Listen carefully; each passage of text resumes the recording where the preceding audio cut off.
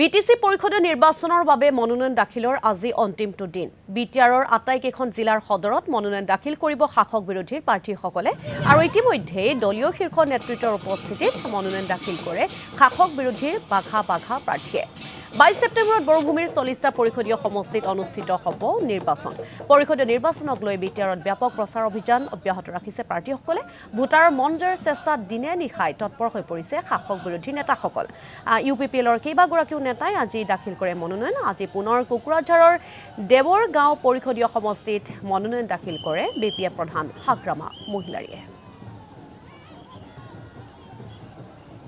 আৰু যেটো উদালগুৰিত মনোনয়ন দাখিল পৰ্বত ৰাজ্যিক বিজেপিৰ সভাপতি দিলীপ শইকীয়া আছিল, তেওঁৰ সৈতে সাক্ষাৎকাৰ আছে আমাৰ জ্যেষ্ঠ সাংবাদিক মুছাদিক হুছেইনৰ। আমি সেই সাক্ষাৎকাৰ আপোনালোকলৈ আগবঢ়াইছোঁ। বিটিআৰ নিৰ্বাচনৰ আজি মনোনয়ন পত্ৰৰ অন্তিম দিন আৰু অন্তিম দিনত ইতিমধ্যে প্ৰাৰ্থিত্ব মনোনয়ন পত্ৰ দাখিল কৰিছে বিজেপিকে ধৰি বিভিন্ন দলে। আৰু সামগ্ৰিকভাৱে এই মুহূৰ্তত আচলতে মই ওদালগুৰিত আৰু ওদালগুৰি আয়ুক্তৰ কাৰ্যালয়ত বিজেপি ৰাজ্যিক সভাপতিৰ লগতে 7জন প্ৰাৰ্থীক লৈ তেখেতে আচলতে সংগ দি প্ৰায় শক্তি প্ৰদৰ্শন কৰি তেখেতসকলে মনোনয়ন পত্ৰ দাখিলৰ কাৰণে ইতিমধ্যে আগবাঢ়িছে। আৰু মই দেখুৱাইছোঁ এয়া হালেংদুৱাৰ সমষ্টি আছে, মুদৈবুৰী সমষ্টি আছে, খৈৰাবাৰী সমষ্টি আছে। সামগ্ৰিকভাৱে আচলতে ক'ব লাগিব এই 7জন সৈনিকক লৈ তেখেতসকলে আচলতে আহিছে আগবাঢ়ি। কিছু সময় তেখেতসকলে আচলতে মনোনয়ন পত্ৰ দাখিল কৰিব। আৰু ইতিমধ্যে ইয়াৰ আগত আচলতে কেইবাটাও দলে ইয়াত প্ৰাৰ্থিত্ব মনোনয়ন পত্ৰ তেখেতসকলে দাখিল কৰি গৈছে। আৰু সামগ্ৰিকভাৱে এটা কথা ক'ব লাগিব যে ইয়াত বিশেষকৈ কিছু সময় আগত কংগ্ৰেছৰ প্ৰায় 10টা পৰিষদীয় সমষ্টিৰ 10জনে তেখেতসকলে প্ৰাৰ্থিত্ব প্ৰদান কৰিছে। অল্টাৰনেটিভ পাৰ্টি অফ বড়োলেণ্ডৰ অঞ্জলি দৈমাৰী সভানেত্ৰী তেখেতেও প্ৰাৰ্থিত্ব প্ৰদান তেখেতে মনোনয়ন পত্ৰ দাখিল কৰিছে। আৰু এনেধৰণে আচলতে ওদালগুৰি বিশেষকৈ 10টা পৰিষদীয় সমষ্টিত আজি ঠিক 3 বজাৰ লগে লগে মনোনয়ন পত্ৰ যি গ্ৰহণ বা মনোনয়ন পত্ৰ দাখিল সেই প্ৰক্ৰিয়া সমাপ্ত কৰিব জিলা প্ৰশাসনে। আৰু কাইলৈ আৰু পৰহিলৈ স্কুটিনি কৰি কোন আচলতে প্ৰাৰ্থিত্ব কেইজন হ'ল সেই কথা স্পষ্ট হৈ পৰিব। এয়া দেখুৱাইছোঁ, এয়া এইসকল আহি আছে প্ৰাৰ্থীসকল। মই তেখেতসকলৰ ওচৰত জিলা সভাপতিও আহি আছে লগত।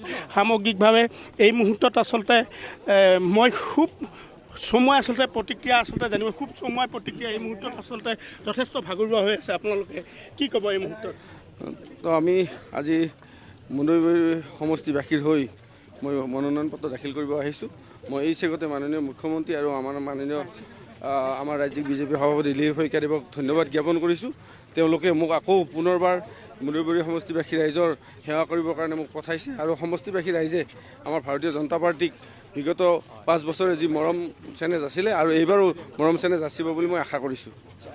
এয়া আচলতে আমি দেখুৱাই আছোঁ আৰক্ষী কটকটীয়া নিৰাপত্তা বেষ্টনীৰ মাজত এই ধৰণে আচলতে প্ৰাৰ্থিত্ব যি মনোনয়ন পত্ৰ সেই মনোনয়ন পত্ৰ তেখেতসকলে দাখিল কৰিছে। সামগ্ৰিকভাৱে এই দৃশ্যসমূহ দেখুৱাইছোঁ। 7জন প্ৰাৰ্থীক লৈ তেখেতসকলে এই ধৰণে আগবাঢ়ি আহিছে।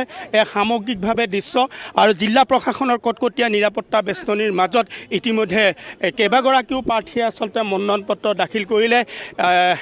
এই মুহূৰ্তত আচলতে মই যাব বিচাৰিছোঁ আমাৰ সাংসদ দিলীপ শইকীয়া ডাঙৰীয়া মোৰ লগত আছে।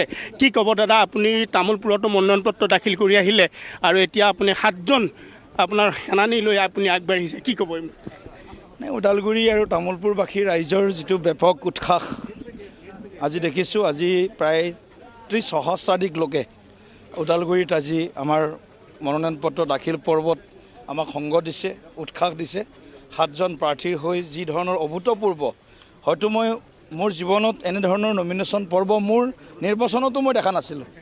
ইমান হাজাৰ অগণন যিটো কয় সেই অগণন যিটো ৰাইজৰ যিটো নৰেন্দ্ৰ মোদী ডাঙৰীয়াৰ প্ৰতি শ্ৰদ্ধা, ডক্টৰ হিমন্ত বিশ্ব শৰ্মা ডাঙৰীয়াৰ প্ৰতি বিশ্বাস যিটো দেখিছে আৰু আমাৰ কেণ্ডিডেটসকলৰ প্ৰতি মৰম, গতিকে এইটোৱে প্ৰমাণিত কৰিছে 7টা সমষ্টিতে ভাৰতীয় জনতা পাৰ্টীয়ে এইবাৰ বিজয়ৰ মুখ দেখিব। আৰু ৰাইজে নিশ্চিতভাৱে উন্নয়ন আৰু শান্তিৰ স্বাৰ্থত এইবাৰ ভাৰতীয় জনতা পাৰ্টী মিত্ৰজোঁটক আমাক জয়লাভ কৰাত সহায় কৰিব। নিশ্চিতভাৱে আচলতে এটা কথা ক'ব লাগিব, যোৱাবাৰ যদিও আপোনালোকৰ ইয়াতে যিটো সাংগঠনিক স্থিতি সেই স্থিতি যথেষ্ট সবল নাছিল যদিও 4খন আসন আপোনালোকে দখল কৰিবলৈ সক্ষম হৈছিল।